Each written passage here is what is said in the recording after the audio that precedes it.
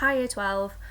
So welcome back to the next lesson, or YouTube lesson by me. Today our lesson is going to be split, as I explained to you the other day when I sent you the plan number 4. I said that lessons were going to be a little bit different from now on in terms of the YouTube content. So we're going to be doing short bursts of new content that's going to be more sort of dictated by me for you to make notes on, and then we're going to be doing part of the session is going to be a retrieval session, which is going to be based on content that we've done before, going right back to the start of the course, looking at James, going all the way up hopefully until the start of Charles's reign and some of the problems that he had. So you're probably going to find the retrieval work quite difficult. I would quite like you to give it a go from memory to start off with, but please bear in mind that some of this stuff was literally like the very first stuff that we did when you started Year 12, so you will find it quite difficult, especially because I've tried to avoid doing it in like a quiz form where you might maybe be able to kind of guess the answers. I want you to really rack your brain and try to do it from memory alone to see what it is you can actually remember. So the first chunk, feel free to, this YouTube lesson might go on a little bit longer than normal, which is fine, so feel free if you want to do it in 2 sit-ins. So the first part is going to be on the dissolution of the Rump Parliament in April 1653 by Cromwell, and then the revision session is going to be based on James's finances, extraordinary and ordinary revenue, and to what extent James was in control of his finances. So just to set the scene, remember, we are now in the Commonwealth after the execution of Charles I. The parliamentary session that is sitting currently that we've been working with is known as the Rump Parliament. That is formally dissolved, which we're going to look at today, by Cromwell, and then that ushers in the next Parliament of the Commonwealth, known as the Nominated Assembly, also known sometimes as the Bare Bones Parliament, also known sometimes as the Parliament of the Saints. I've got quite a couple of names. We're going to do that next lesson. So, dissolution of the Rump. I will have sent you via email a Word document that I want you to read, so that's what I'm going to ask you to do in a second. But why is it that we're in a situation now, after the execution of Charles, that the parliamentary body that was established with the sole purpose of trying to bring about stability to the country after civil war and after the execution of the monarch, why is it now, literally only a short few years after Charles's execution, that we're now in a position where the Rump has to be forcibly dissolved? So the Rump, and I think this is always quite important to remember, the Rump was never intended to be a permanent body. So the idea was that the Rump was only going to sit until a new representative parliament could be brought about to replace it. And that representative parliament was going to be a true, well, the idea was that it would be a true civilian-led parliament that would be done in a just and a fair way, where members of parliament that would sit would have been elected by the people, for the people. We know that the Rump certainly wasn't that, because the Rump was only born through Pride's Purge before Charles's execution. So the Rump was, on paper, meant to be an interim government, something that was meant to mop up the mess of the Civil War and the execution, and then dissolve itself to make way for this new parliamentary body that was going to be the grandest, the most well-formed, and almost like a part of the new revolution, the power of government, and it was going to give the people what it was that they had fought so hard for in the Civil War. However, enemies of the Rump often claimed that the Rump was actually actively preventing a genuine election, and that the Rump was never planning on organising a new parliament, that actually it was working incredibly hard to ensure its own survival so that it wouldn't be dissolved. Even though the idea was that it would eventually come to an end, the Rump was actively working to keep itself alive, which wasn't what it was supposed to be doing. So actually, it was eventually Cromwell that took matters into his own hands, literally, and he forcibly ended the life of the Rump, and he stormed Parliament with soldiers and forcibly closed it using the force of the army, which is quite ironic, but I'll come back to that in a second. I should have sent you this via email. It's I think it's just one page, it's not too much reading. Have a read of this and then make notes for me, please, or feel free to highlight it on the Word document if you can. Read the information about the Rump Parliament, highlight the information as to why the Rump was becoming unpopular and how Cromwell actually went about dissolving it. So pause me now and give that Word document a read, please.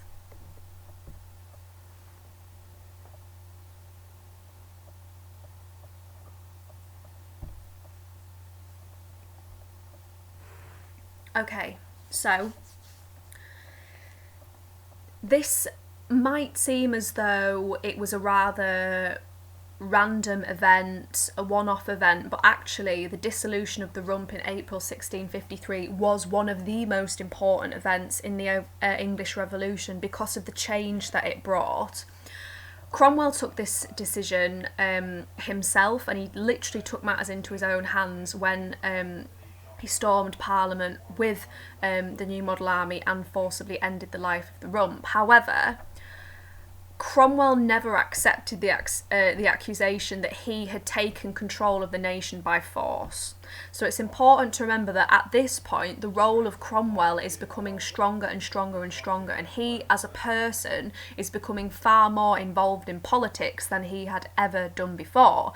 Which again is a little bit unusual because he had said so strongly that he believed that Parliament should be civilian based and not led by the militia, not led by the army, but actually here he is again with the backing of the army, forcibly kind of putting his hand within politics and getting himself involved.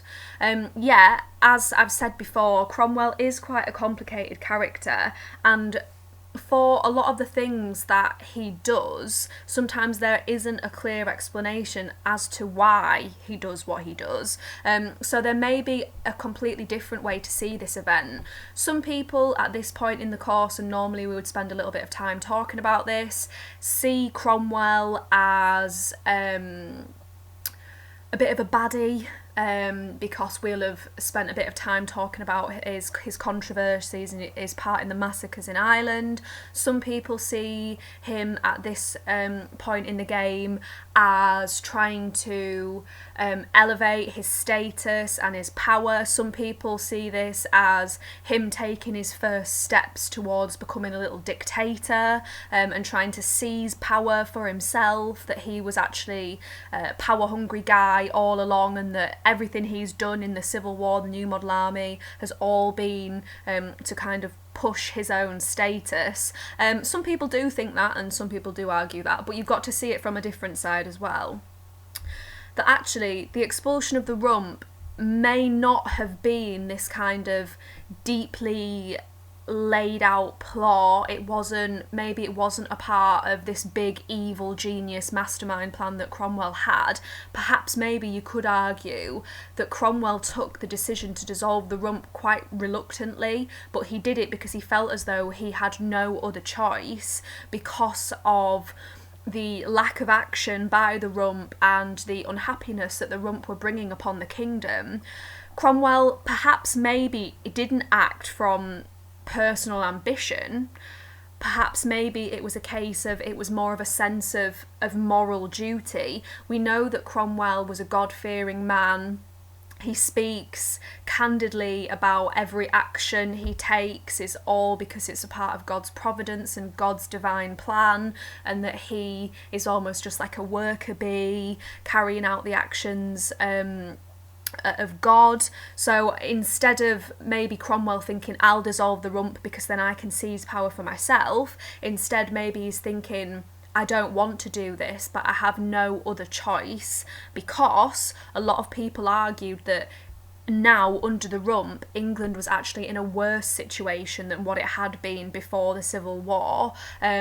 Cromwell had also expressed several times that he wanted to retire from political life, and later down the line from military life as well, and there is evidence to show that he before the dissolution of the Rump, he was trying to take a step back and he was trying to slowly retire, but he then brings himself back into the picture when he realises that the Rump isn't doing what it said that it would do, that it would be a short interim government that would tackle the grievances of the country, and that they would be actively working to bring about a civilian-led government with less use of the new model army. They weren't doing that, so therefore Cromwell maybe felt like he had to get involved. The thing is, we'll actually never know. We don't know why Cromwell did what he did. We don't know why he dissolved the Rump. But why was he in a position to dissolve the Rump? Because obviously we know from studying this course over the past year that the dissolution of Parliament was something that laid in the hands of monarchs, that Charles very much enjoyed doing. But now Cromwell's in a position to do that. So what gave him the authority to be able to do this? Well, by the time we get into 1652, Cromwell's personal importance was massively enhanced by three key developments, essentially giving him not so much the legal authority to dissolve the Rump, because technically he didn't have the legal authority, but instead it certainly gave him almost like the social authority to do something, because he had so much respect and power within the army that people did fall to his commands, even though, as I've said, on paper he doesn't technically have the power to do what he does. First of all, the victories, and I'll use that word lightly, obviously many people don't see them as victories, but the Rump and Cromwell certainly did. Victories in Ireland and Scotland confirmed Cromwell as being one of the greatest generals of all time. Second, the resignation of Lord Fairfax in 1650. Fairfax had been the head of the new model army. We saw in the build-up to the execution of Charles that Fairfax, even though he had been the driving force of the new model army throughout the Civil War, civil wars plural, that he had become very uncomfortable with putting the monarch on trial and then the execution of the monarch. He had started to massively step back by this point, and Cromwell replaced him. So the resignation of Fairfax certainly elevated Cromwell's status, and then the death of Cromwell's son-in-law, Henry Ireton, in 1651 also strengthens Cromwell's authority within the army. Henry Ireton had always been quite radical and had pushed for radical change, certainly more so than Cromwell had done, but now that Fairfax has gone and Ireton has gone, the soldiers of the new model army really look at Cromwell as being their undisputed leader. And finally, during his numerous campaigns, Cromwell had gathered a unique insight into the opinions, beliefs, the fears, the wants of all the three kingdoms. So obviously, primarily based within England during the First and Second Civil War, and then the Third Civil War with his campaigns in Ireland, and then up to Scotland finally, Cromwell really had been spread across the kingdom during that time, and by the time we get into 1653, it seemed to be as though that Cromwell had more direct knowledge of the British Isles than any monarch had ever had previously. He seemed to really know and understand what people wanted and what people's grievances were, and he found it almost as a personal responsibility to address these grievances, and the biggest grievances seemed to be with the organisation and the running of the Rump. Running out of patience seemed to be one of the key gripes that a lot of people had with the Rump. Hang on, I'm just going to take a swig of tea, so my throat's getting a bit dry. That's better. Cromwell and others were becoming increasingly disturbed by the Rump's lack of progress. Hang on, I'll just pause there. If I haven't said this already, because I know sometimes I maybe jump over this stuff a bit too much, but please can you make sure that you are making notes down from these slides that I've put on as well. So if I go too fast, apologies, rewind me and get these notes down for me, please. So Cromwell and others were becoming increasingly disturbed by the Rump's lack of progress. The Rump was meant to be healing the wounds of the nation and trying to build stable foundations after the Civil War, so that on those firm and stable foundations we could start to see progress being brought about without a monarch, who a lot of people claimed to have been the problem. Now he's dead. Now they shouldn't have a problem, but that doesn't seem to be the case. So after Cromwell's several successes within the Third Civil War within Ireland and Scotland, he urged the Rump to fulfil the nation's expectation of reform. So the army and the people were looking at the Rump and were baffled at the fact that the Rump just seemed to be stagnant. They weren't going anywhere. They weren't really passing any major reforms. And by that, I don't necessarily mean really radical revolutionary reforms. Obviously, there were some people that wanted major change. That's obviously looking at some of the more religiously extremist groups like the Levellers and people like that. They obviously wanted really radical reform, but even people that were slightly more conservative were still quite surprised at just how little the Rump had really achieved since the execution of Charles in January 1649. They hadn't really done anything, and perhaps maybe one of the reasons why they hadn't done anything was because they were more bothered about securing their own positions and making sure that their roles as MPs stayed active, because essentially if they dissolved themselves to allow for a new civilian-led government, then there would be no security in their job, because there might be quite a high chance that they wouldn't get voted back in as MPs and they would be replaced by someone else.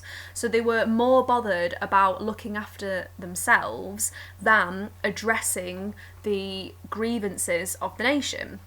However, when Cromwell had won these battles, he, in a sense, gave the Rump a bit of a telling off, and this telling off briefly stung the Rump into action, and we see several reforms and laws being passed, but to be honest, they were always short-lived. Everything they did seemed to be for show. It didn't seem to be a genuine want to bring about change or a genuine want to actually address the needs of the nation. The problems they faced seemed to be insurmountable. So for every 3 problems they solved, 20 new problems were brought to their attention. So it was just an ever-building mountain of issues that the Rump never seemed to be able to fully tackle. And whether that is they didn't tackle it because they were a little bit lazy and a little bit slow and spent a lot of their time procrastinating and what's the word I'm looking for? They seemed to find every single legal loophole possible to slow down legislation being passed. Some of them claimed that that was by accident, others claimed that they actually did that deliberately, so that if they don't pass any, sorry, my emails keep ringing, if they don't pass any new laws, then they wouldn't offend anybody, and then that would actually allow them to stay within Parliament for longer, if that makes sense. But either way, they seemed to be offending absolutely everybody. Their conservatism, because at this point they're very much, which is quite a funny word to use now, the members of the Rump were seen as being actively conservative, even though they had been the radical MPs that had been hand-picked to take part in the trial and execution of Charles, because they were deemed to be the most radical MPs. Now the very same members of Parliament are deemed as being conservative, and their conservatism meant that sweeping social and political change seemed highly unlikely. They just weren't going to bring about the wants and needs and hopes and desires of the nation.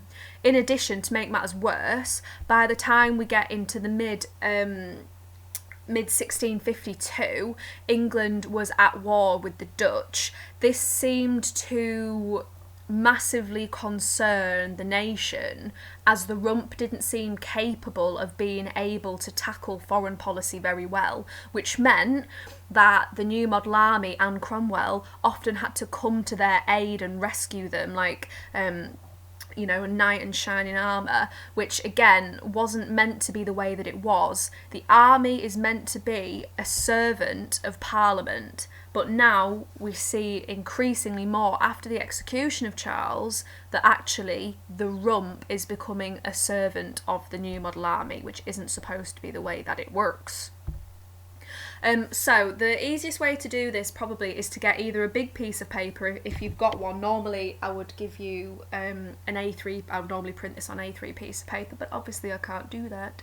I'm going to talk you through these 6 different reasons. There's about 3 bullet points to come off each, so it is going to be quite a little bit of writing. Or if you don't want to do it as a mind map, then obviously just make notes as we go through. So it's important to remember that whilst Cromwell claimed that he was reluctant to use military force to dissolve the Rump, that it would be an outright lie if he claimed that he hadn't also dissolved the Rump because that's what the army wanted. The army despised the Rump at this moment in time, and safe to say that the feeling was very much mutual. It seemed to be that the Rump couldn't live without the army, and the army couldn't live without the Rump, but actually both wanted either side to kind of just die and leave. So they can't be with, but they can't be without either, which made the situation very difficult. So certainly by the time we're getting into 1653, the army has very much lost patience with the Rump, and all of these different reasons put extra pressure on Cromwell when he finally snapped and made the decision that he did to forcibly dissolve the Rump in April. So pause me, write these sections down. We're going to start off with these 2 first. Hopefully you can sort of see where these arrows go. Sorry, I know it's a bit squished. So first 2 to get down. Reason number 1, why was the army losing patience with the Rump? Number 1, the army claimed that the Rump had failed to heal the nation's wounds. First reason for that was that the Rump declined to provide war pensions and injury care for soldiers of the New Model Army. So they had...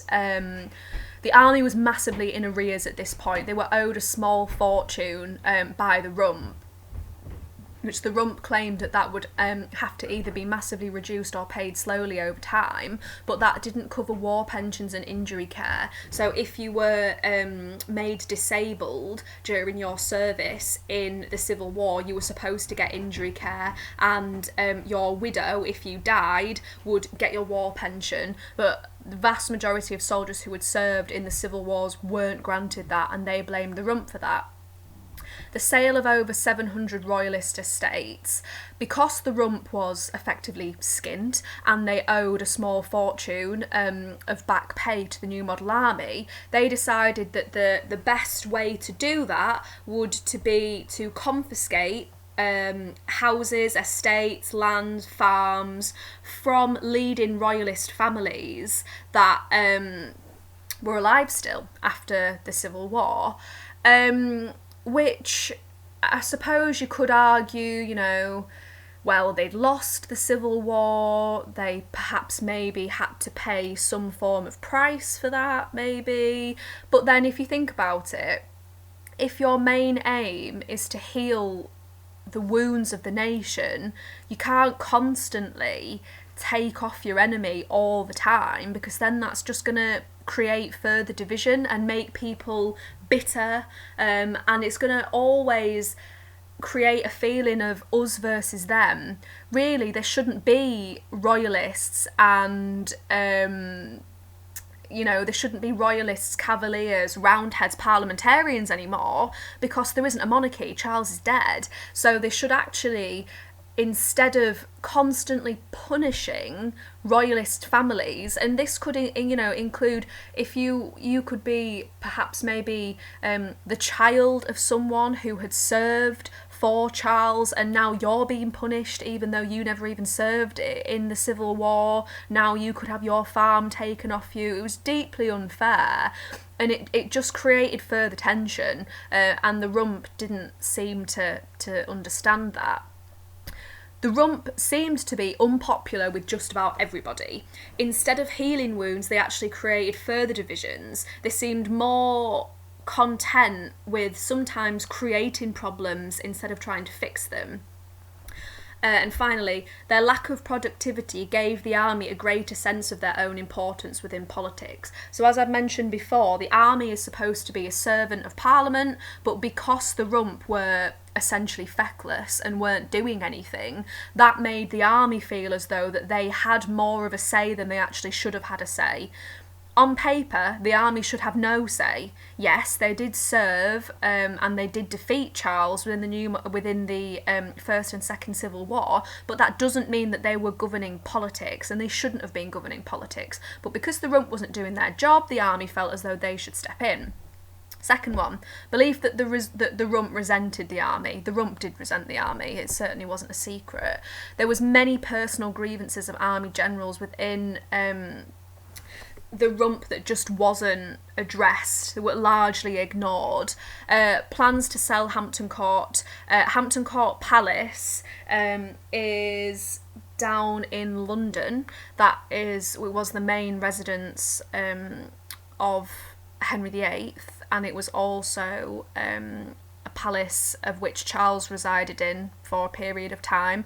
That was gifted to Cromwell for the role that he had played in the Civil Wars. So he lived there. I know, again, that seems rather odd that you would kill a king and then give his palace to someone else. But anyway, the Rump claimed that they had to sell it in order to get money, and members of the New Model Army thought that that was the Rump almost stabbing Cromwell in the back, that Cromwell had been almost the leading man in the defeating of Charles, so therefore he should be rewarded, and they felt like it was a bit of a personal insult.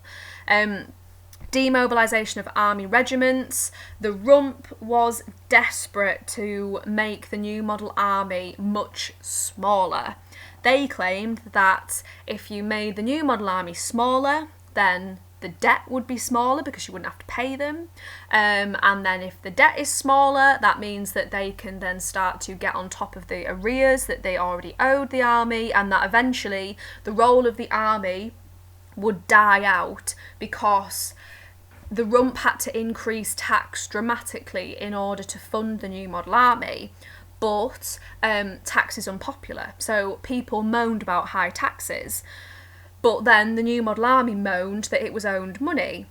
So the Rump said the only way to get out of this vicious circle of taking money through tax to pay off loans to the army was to make the army smaller. However, that deeply offended the army because they felt as though they were kind of being used and abused and discarded. But the Rump couldn't get rid of the army because actually, once we see the execution of Charles, we see several major riots, rebellions, and uprisings, of which the Rump has to go running back to the New Model Army and ask them to help, defend us, go to Ireland and put down the revolts, go up to Scotland and crush the insurgency. So the Rump knew that it was dependent on the army, and that caused bitter resentment. The Rump hated the fact that it was a servant of the army, but they were stuck in a cycle that they couldn't get out of. Next two, failure to reach a religious settlement. So we know that the New Model Army was built of several different religious factions, some slightly more extreme than others. But either way, the average rank and file soldier tended to belong to a newly developed religious sect. So religion played a massive role in their ideas of true reform that the Rump never really bought into. So first of all, we see committees in Wales attacked by MPs for being too radical. They get shut down.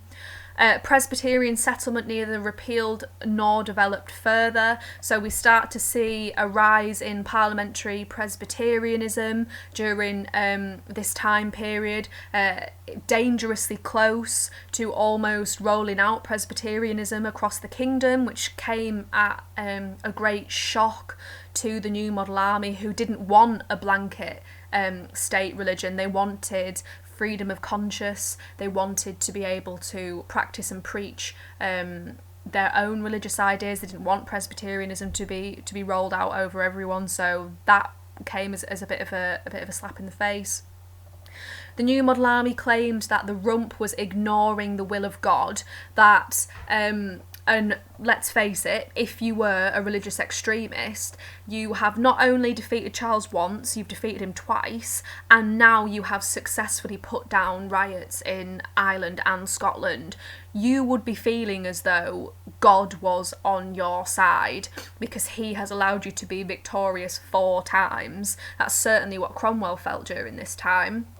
So then if you genuinely thought that you had carried out God's providence to a T, you would then look at your parliament and you would be quite confused as to why they weren't bringing around these religious reforms that you had fought so hard for. Sectaries demanding more radical reform, but they were often left unheard. So as we saw a couple of lessons ago when you were reading about the Levellers, but it wasn't just the Levellers, it was many different groups. Quakers, Ranters, Baptists, Fifth Monarchists, a lot of them felt as though, even though they had served in the civil wars, that their demand for reform was now just being like brushed under the carpet, like, I'll just ignore them and they'll go away, when actually they had been the ones that had brought this major change, had brought this revolution and the end of the monarchy, and now their wants were being pushed aside. Next one, unpopularity of the Rump. They were super unpopular. There had been no general election since 1641, which a lot of people argued that it was wrong, it was illegal, that's not what they were there for. They were meant to be temporary, but now they were trying to make themselves permanent. The Rump had to bring about huge increases in tax, which I talked about on the last slide, because after the execution of Charles, we don't just see, it's not a case of everything's berries and cherries now and everyone goes back to being super happy. Actually, it's a time of great unrest and it's a continual time of war and rebellion. The cost of maintaining the New Model Army was now over 40,000 strong within the New Model Army, and by the time we get into 1653, the Rump have actually had to increase the size of the New Model Army to 70,000 soldiers, and the cost of maintaining them was absolutely huge. But as much as the Rump wanted to make the army smaller, they couldn't make them smaller because, and again, this might just sound as though I'm saying the same things again and again and again, but I am essentially. The Rump was super unpopular, so they got more enemies. When you have more enemies, you need to have more protection, so they increase the size of the New Model Army. When you increase the size of the New Model Army, you have to pay them. And then the cost goes up, which means that tax has to go up. If you increase tax, you get more enemies, you need more protection, you need more soldiers, you've got to pay them more. So you can see how the Rump found themselves in this rather dodgy loop of thinking, by God, I hate the New Model Army and I really don't want to pay them, but actually if we sack them off, we're going to find ourselves in a situation where the country is going to overthrow us. So, not saying that I felt sorry for the Rump, because I certainly didn't, but really that is a fairly tricky situation. The Rump was constantly in debt. By the time we get into 1650s, the Rump is £700,000 in debt, which is rather ironic considering that Parliament heavily criticised James and Charles for their debt, and it appears that they don't seem to be doing any better. And last two. Failure to implement social and legal reform. This is what I was talking about earlier in terms of the Rump were deemed to be a little bit lazy. construction of the rump, obviously we've got members of Parliament, but also working within Parliament is lawyers to make sure that the legislations, the laws, the acts that they're trying to pass are deemed legal. But at times, the turnout of members of Parliament that actually turned up to the rump for these sessions, so like we see on TV at the moment, parliamentary sessions are filmed, and sometimes Parliament is criticised for certain debates have a much higher turnout than others, and people argue that obviously MPs are paid, they should go down to Westminster and they should sit in the Houses of Commons and they should debate because that's what they're paid for. Well, despite the fact that we've got hundreds of years between us, people moaned about the same things about the rump. They had a really poor turnout for a lot of debates, a lot of MPs. It just generally seemed to be that they just couldn't be asked to go, and they didn't want to debate or discuss legislation that they didn't seem concerned about.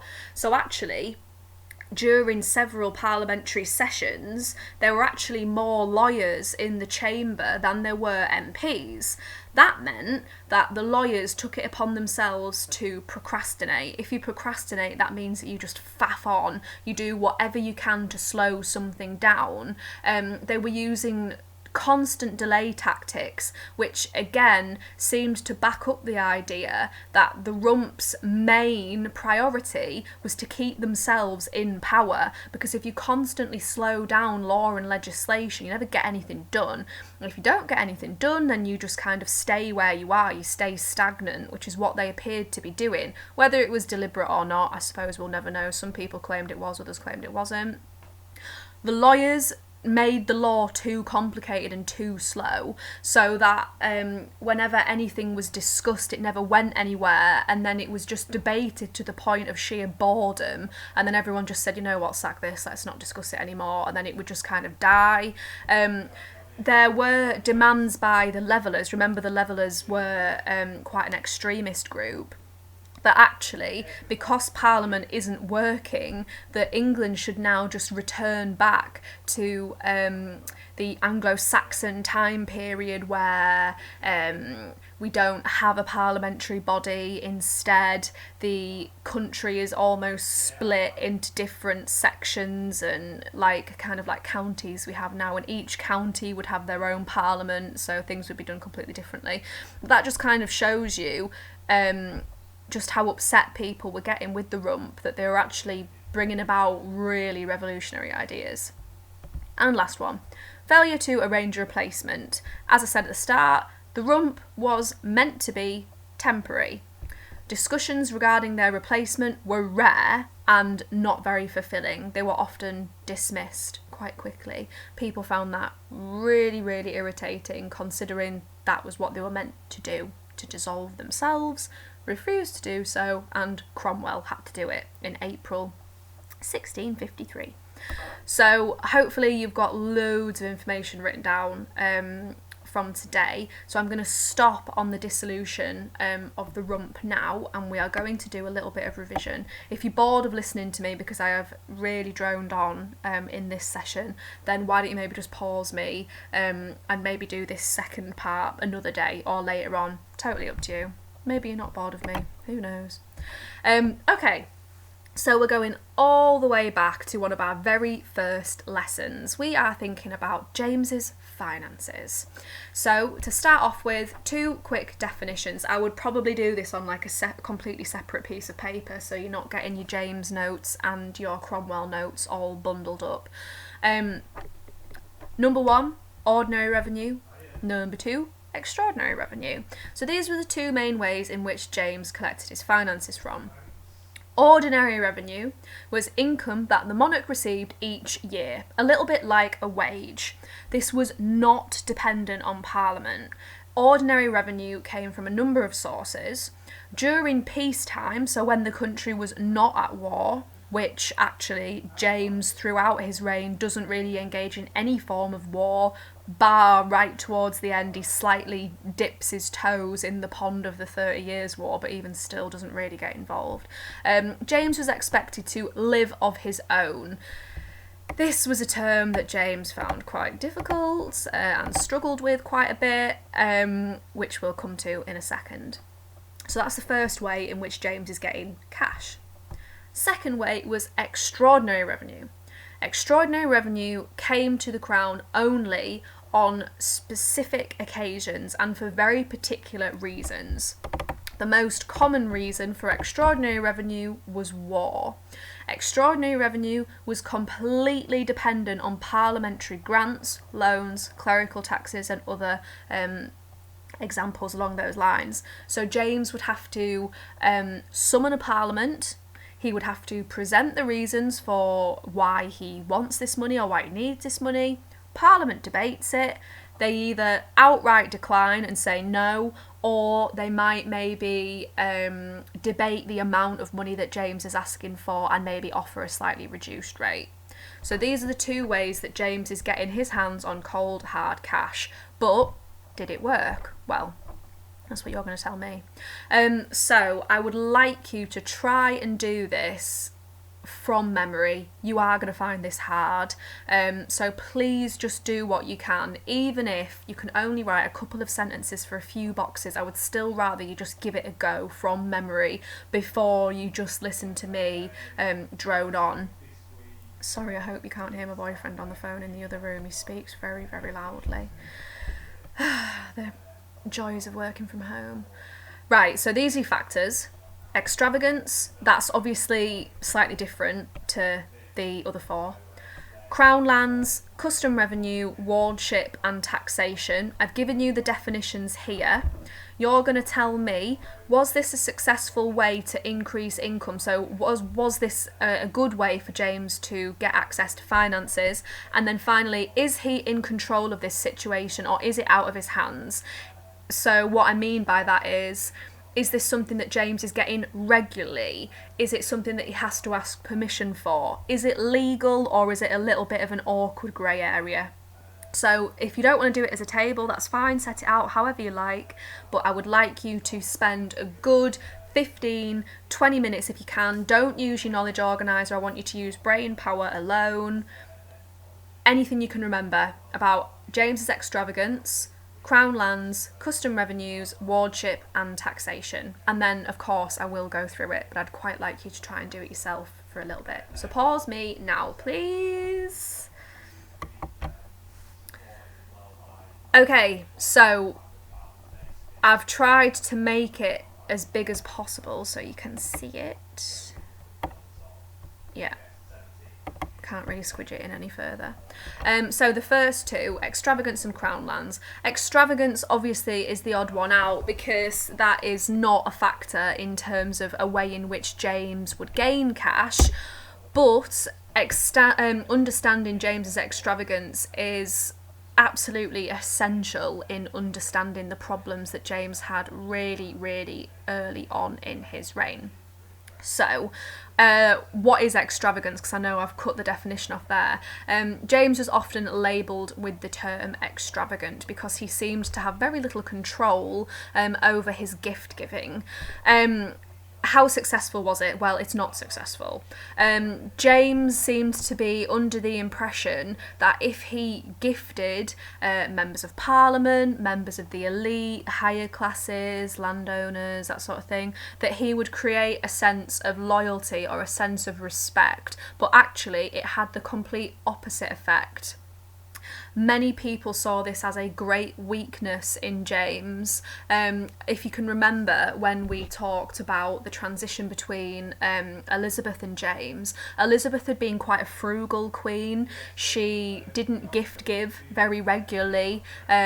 So when you compare that to the rule of James, it seems to be from one extreme to the other. But, you know, people criticised Elizabeth for being quite tight with her money, but they would much rather have had that than what we see with James. So, some examples. Hopefully you've been able to remember some of these. If not, you might not have been able to remember the numbers as such, but some of the key terms might ring a bell. If not, please get down anything that you've missed. So is James in control of extravagance? Well, no, that's why he was extravagant. He didn't seem to have any real control over the money that he spent. God help him, I know how that feels. For example, the royal wardrobe, we see a dramatic increase over the course of 7 years from £10,000 to £36,000 a year on the royal wardrobe. However, as a little but, I know I haven't got that in there, you could, if you were wanting to bring in a counter argument to that, you could say that of course the royal wardrobe is going to increase because Elizabeth was an independent monarch, she didn't marry, she didn't have children, whereas James had a wife and he did have 3 kids as well. So of course the royal wardrobe was going to increase under James, but in all fairness, that is quite a steep increase. We know he liked to look the part. In 1603 to 1612, James spent £185,000 on jewels, as you do. We also see a dramatic increase in the level of the royal debt. By the time we get into 1608, the royal debt has increased by £597,000. It became a matter that was greatly discussed by Parliament, much to James's unhappiness. He didn't particularly like them discussing his debt or who he paid his money to, but one that I'm sure you can all remember as it's so graciously put by Starkey in the clip that we watched when we first start to do this module. James had a tendency to pay the debts of other people, even though he was in debt himself. So Parliament would sometimes find out that James had used money that was supposed to be money for himself and his family, and then he would give that money to Scottish favourites. So we're not talking about Buckingham so much at the start, because Buckingham becomes increasingly more important later on. But at the start of James's reign, the Earl of Carlisle, James Hay, was a particular favourite of James. He was Scottish, and James gave him an awful lot of money. And when Parliament discussed that in a parliamentary session, they said that they were reluctant to give James money because the money went towards Scottish cock. Next one. The double supper. I'm hoping this is one that you've remembered because it's one that tends to make people giggle.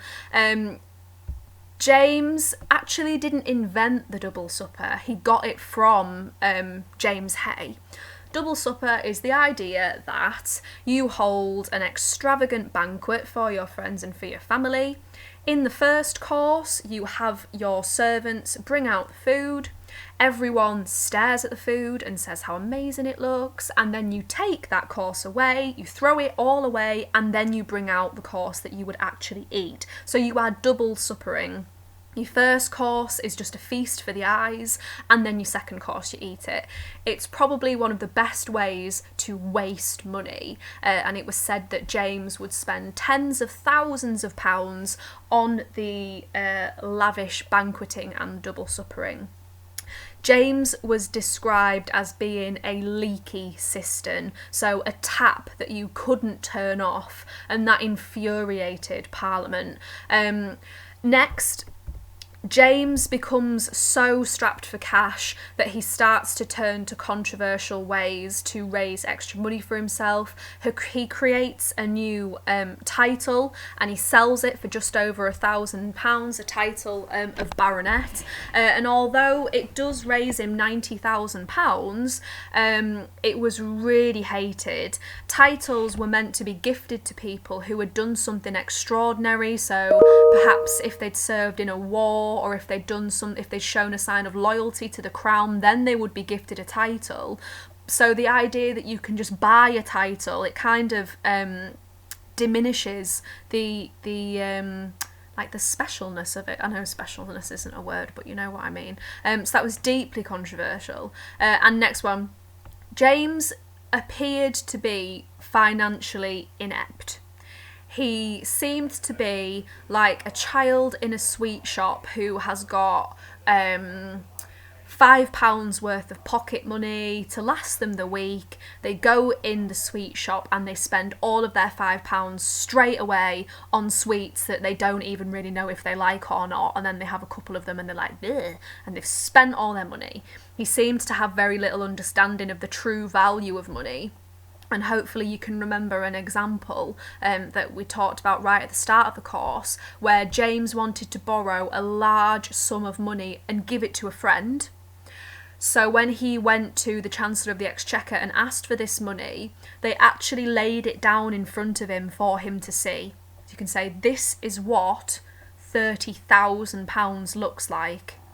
Do you want to give your friend this money?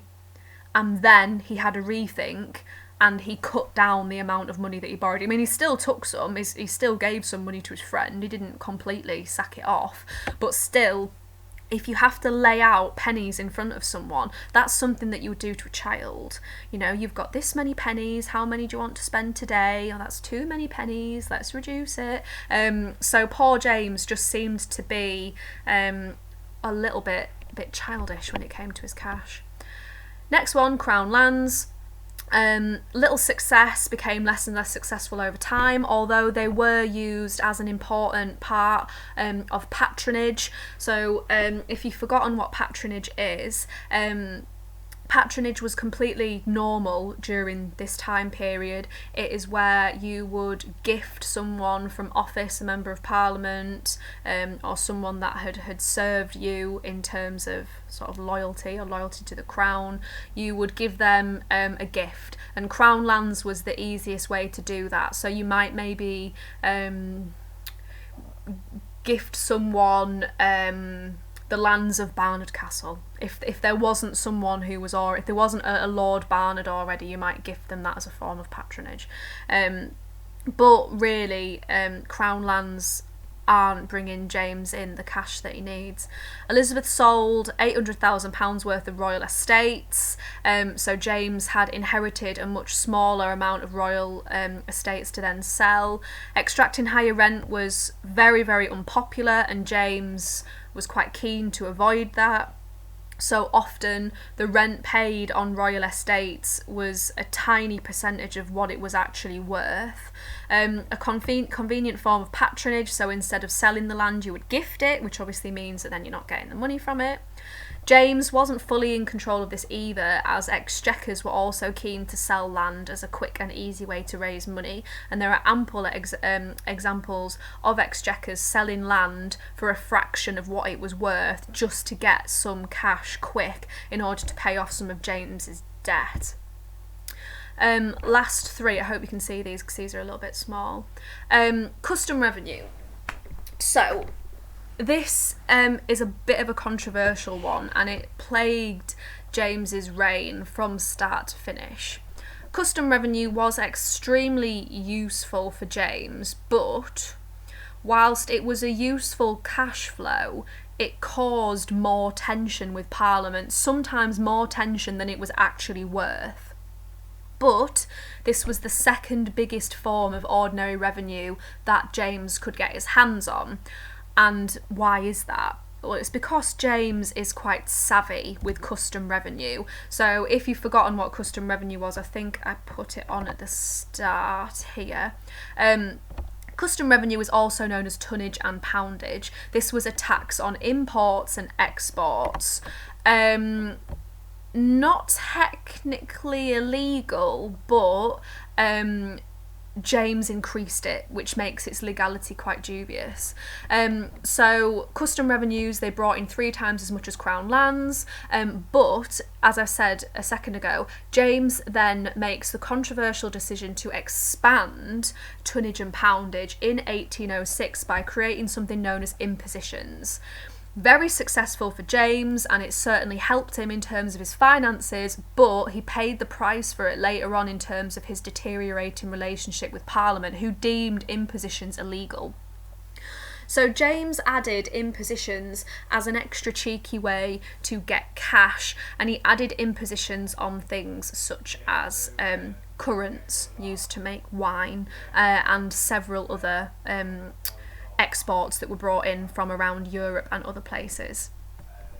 Is James in control of this? Technically, on paper, James is not in control of custom revenues.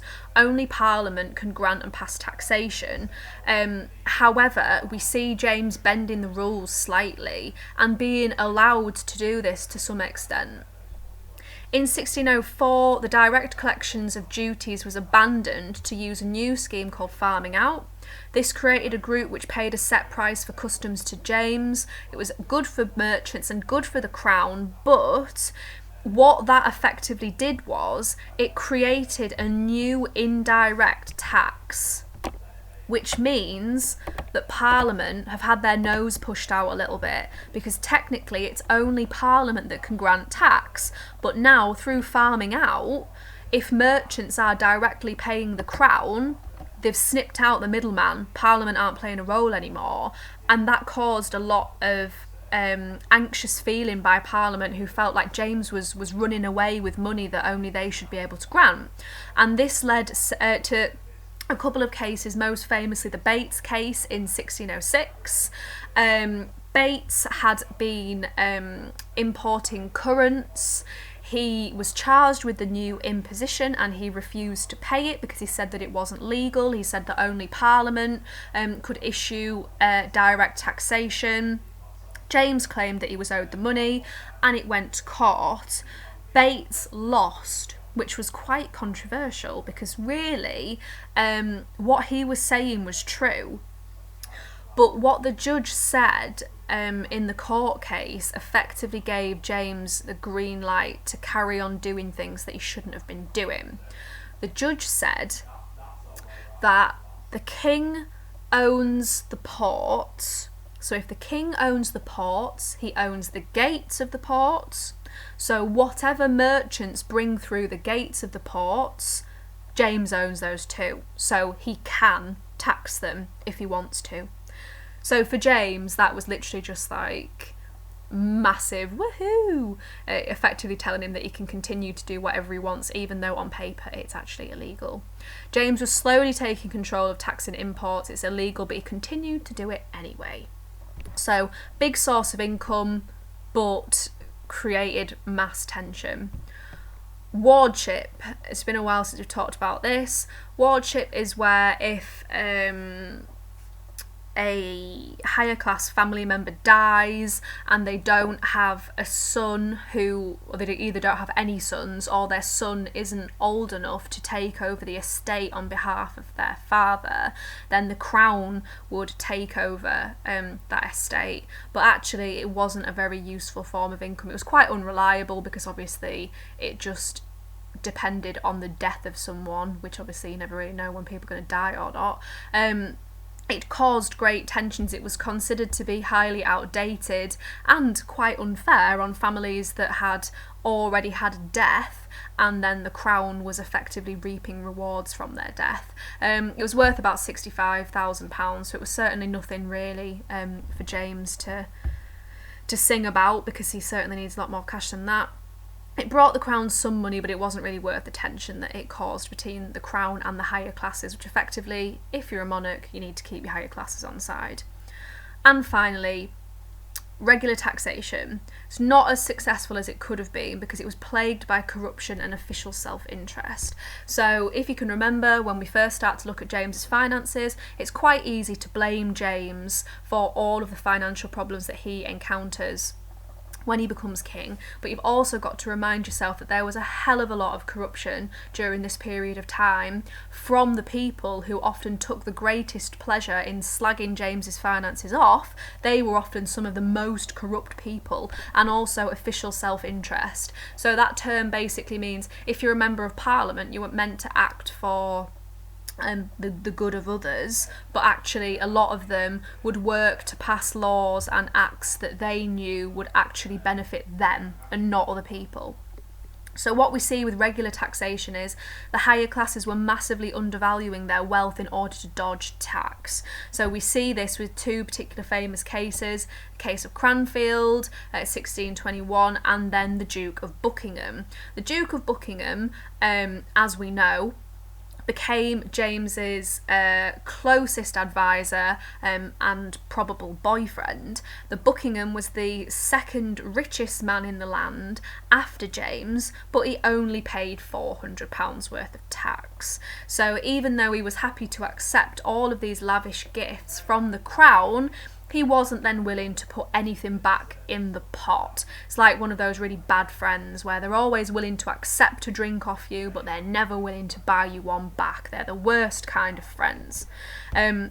Parliament used extravagance as an excuse to hide their fiscal abuses, so it was very easy to play the extravagance card all the time. We're not giving you more money because you'll blow it. We're not giving you more money because you're not capable of looking after it. We're sick of giving you more money. But actually, they weren't willing to discuss the fact that they weren't paying enough money, and they knew they weren't paying enough money.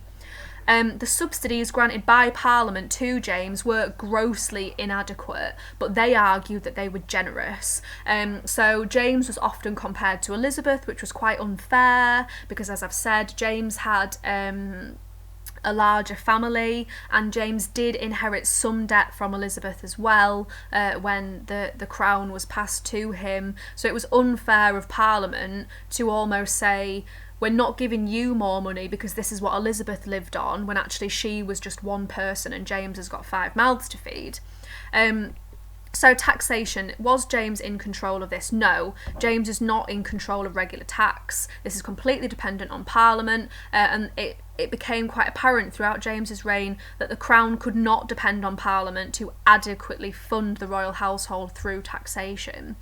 The first Parliament that James summons refuses to grant James any more money based on the money that is owed to Elizabeth from France. So James had to effectively collect debt from foreign countries that was owed from issues that Elizabeth hadn't managed to mop up mess before she had died. In the second parliamentary session, they grant James £400,000 in subsidies, which was really large and quite unexpected. However, this comes about just after the gunpowder plot. So it was seen as being, if we give you this money, we expect you to follow through on harsher laws against Catholics. So it was kind of, we scratch your back, you scratch ours sort of thing. And even then, yes, it was passed, but it was only passed by 1 vote, which shows generally that it was quite unpopular. Between 1606 to 1621, James only gained 1 more grant of £100,000. So Parliament did not fund James adequately throughout his reign. So, I'm going to stop talking now because I've actually got a sore throat. Hopefully you found that useful. So this is kind of a similar format to what all of our lessons are going to be now. A little bit of new information and then chunking of some old information that we've done before. Okay, thanks for listening and see you later.